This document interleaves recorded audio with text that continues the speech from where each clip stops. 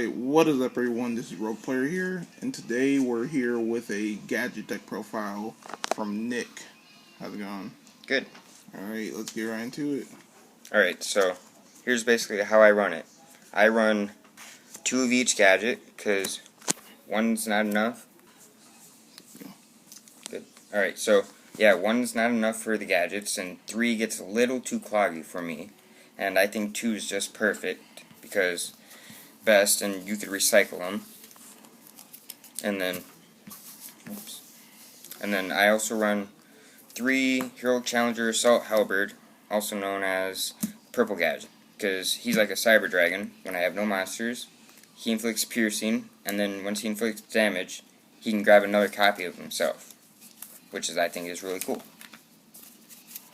And then I run 3 Spinning Gadgets for if I have no monsters on field and they try to go for a direct attack, I do it, and it's a non-targeting defense turn, and then it's a free rank 4 next turn. And then for the rank 4 spams, I run 2 Tin Goldfish and 2 Kage Tokage. And I think this ratio is also the best. Why don't you run 3 of each? Because 3 gets a little too cloggy, and I don't want to see them as much, but I want to see them. So they're good. And I'm going to cut Kage Tokage later when Gold and Silver Gadget come out. And for the other monsters, I run 2 Jiragetto for the extra health and the extra damage. And then the last 2 monsters I run is 2 Maxis. Okay. Because I know everybody likes to special summon nowadays in the meta. Alright, so on to the spell cards.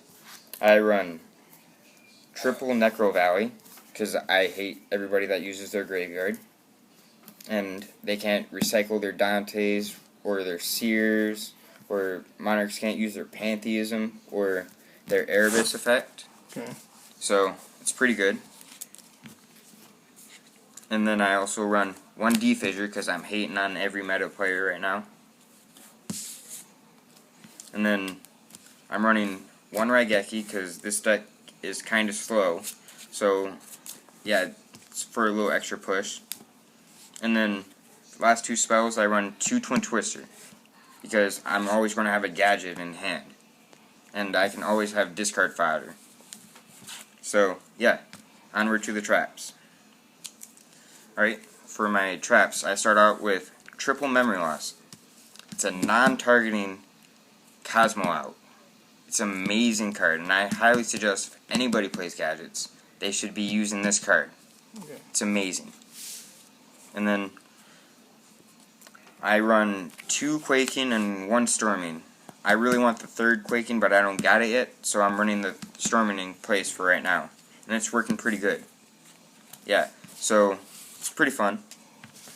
And then other traps, I run Vanities, Solemn Warning, Soul Drain, because I hate the graveyard, and I hate everybody that uses it, 1 Torrential, 1 Bottomless, 1 Time Space, and 1 Macro, because I'm a hater. Okay, so onwards to the extra deck. I run 1 King of the Feral Imps, because he searches Kage Tokage, which will allow me to add for another rank 4 next turn. And then 1 Gear Guy Giant X for the Tin Goldfish search or a Gadget search, or the Speedroid Manko for the machine. And he's pretty beast. I call him Blue Gadget.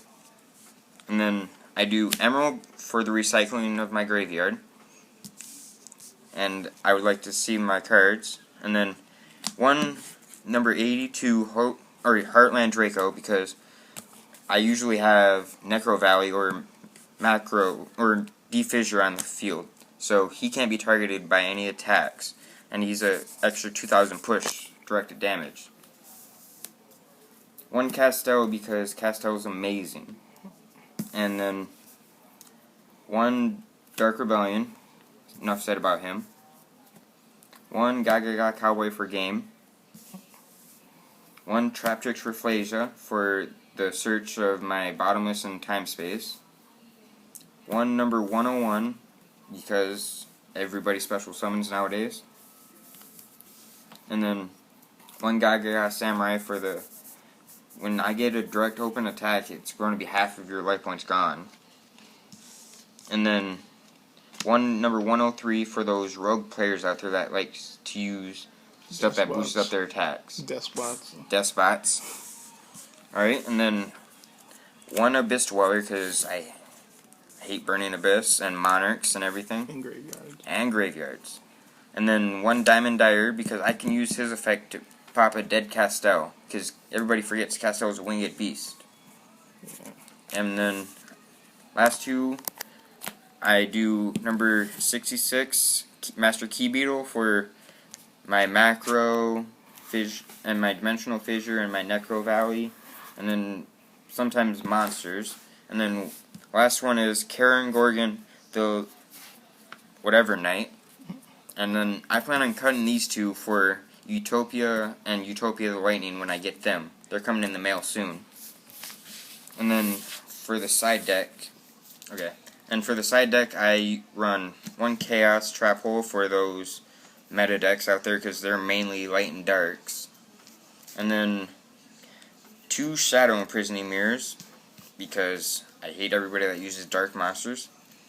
And then two Spell Shattering Arrows for those Monarch players, the Cleafort players, and then the Pendulum players. And then the third Twin Twister, because I hate everything.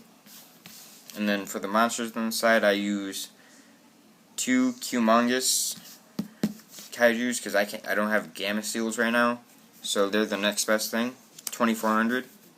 And then two Effect Veilers for the hate on the Monarchs. And then three Flying Seas for the BA players, because they can't XCs, and then the extra deck Monarch players that want to XC summon. And then the last two cards I have in my side deck are two Holding Legs. They are amazing against Cleafort players and other stun deck players. And it is, overall, I think this deck is really fun and highly recommended by people. Okay. Alright, here's the deck profile and gadgets, and my friend told me to play them and that I would really enjoy them, and yeah, so I started playing them and I loved them. I highly recommend for new people that they should try them out. Alright, thanks for your deck profile, Nick. Thank you. Please comment and subscribe. This is RoguePlayer, and we are out.